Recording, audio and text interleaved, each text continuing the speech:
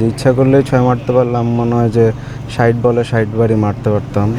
আমি মনে করি যে আমি ৩ ফরম্যাটে এনিওয়্যার এনি টাইম ইনশাল্লাহ আমি ফিল করি যে আমি প্রিপেয়ার ইনশাল্লাহ। আর অবশ্যই প্রত্যেকটা সময় প্রত্যেকটা প্লেয়ারেরই চেষ্টা থাকে যে ইমপ্রুভ করার অবশ্যই প্রত্যেকটা জায়গায় ওয়ে আছে।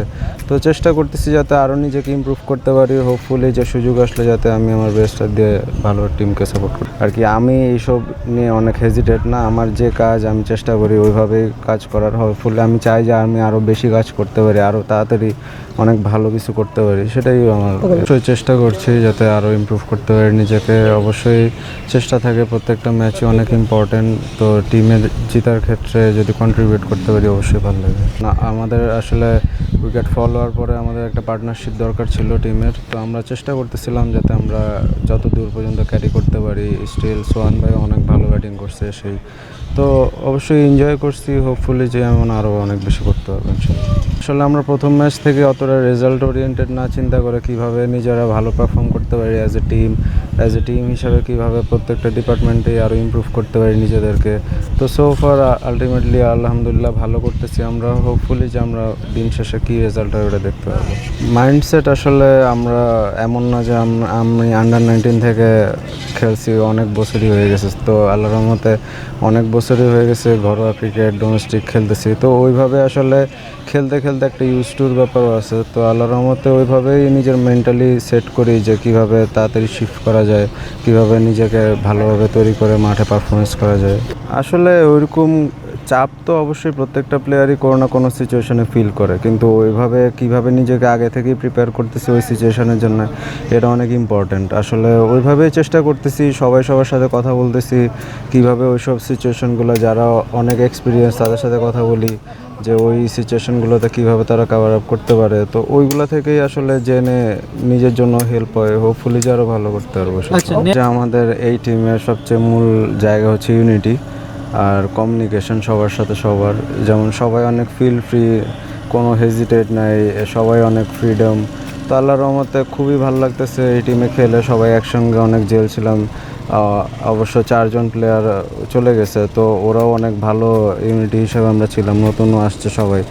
আর টিম হিসাবে আসলে আমি টিম সিলেকশনের ক্ষেত্রে আমি কেউ না, তা আমি সেক্ষেত্রে বলতে পারবো না যে টিম কেমন থাকবে, কিন্তু হোপফুলি অবশ্যই যেই সুযোগ পাবো অবশ্যই সবার চেষ্টা থাকবে যে টিমের হয়ে যাতে আমরা ভালো পারফরমেন্স করতে। যে ইচ্ছা করলেই ৬ মারতে পারলাম, মনে হয় যে ৬০ বলে ৬০ বারই মারতে পারতাম। তো আমার কাছে মনে হয় যে অতগুলা বল খেলাতে, আর আমার কাছে স্টিল অনেক বড় টাইম ছিল আমাদের কাছে। ওরা আমার কাছে মনে হচ্ছিল যে ওই ম্যাচে আমরা যদি উইকেট না ফল করি ওরা আর গেমে ব্যাক করতে পারবে না।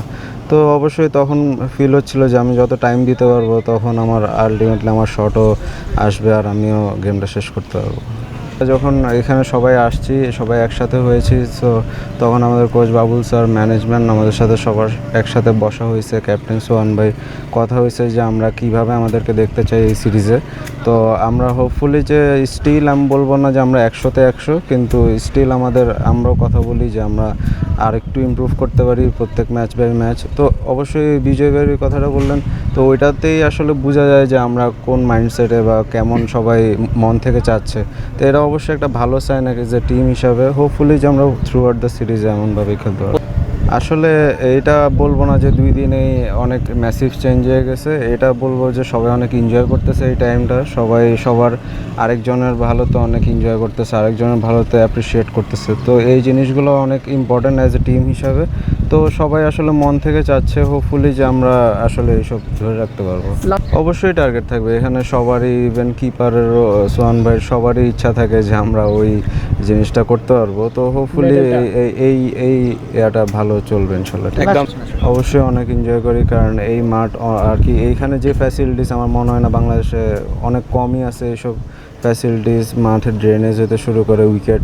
তো অনেক ভালো এনজয় করতেছি। 2টা ম্যাচ আমরা ওই মাঠে খেলেছি, লাস্ট ম্যাচ আমাদের এই মাঠে। তো আমাদের এসেস করাটা অনেক ইম্পর্ট্যান্ট এখানের উইকেট বা এখানের আর কি কন্ডিশনটা। তো হোপফুলি যে উইকেট যেমনই হবে আমরা ওইভাবে চেষ্টা করব রান করার।